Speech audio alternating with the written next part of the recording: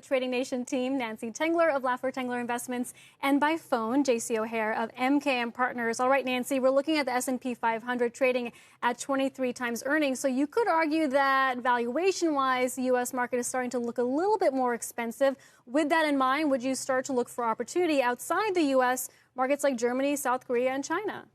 Yes, Seema, absolutely. You know, there have been a lot of head fakes on the global markets over the last 10 years.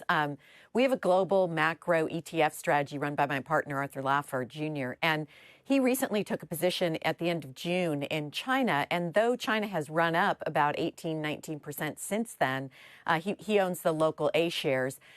We are still very optimistic about China as a trade going forward. You've got, you know, the leadership is supporting tariff-targeted companies with lower VATs. The banking system is no longer propping up, being used to prop up stocks.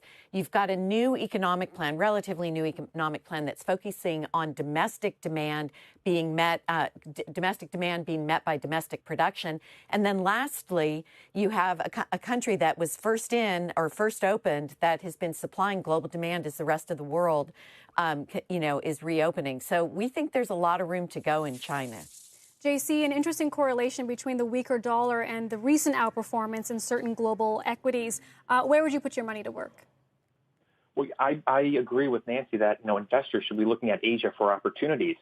And we've recently really warmed up to South Korea for several reasons. One, as you just mentioned, the weakening U.S. dollar has translated nicely into Korean won strength.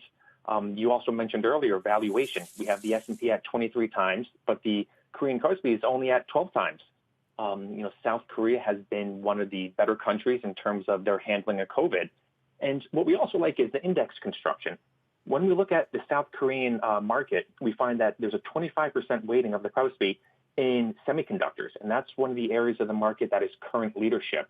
But as a technician, the most important reason that we like South Korea is the simple fact that the chart is breaking out to multi-year highs. For the South Korean ETF, the EWY, the next level of resistance is 13% higher, so there's plenty of room to run. And finally, the fact that the relative line of South Korea versus the United States has reversed a longer-term downtrend. So to us, that speaks for the longer-term outperformance potential by South Korea. Always love when we can take the discussion overseas. JC and Nancy, thanks for joining me today. And for more Trading Nation, head to our website or follow us on Twitter. Rahel.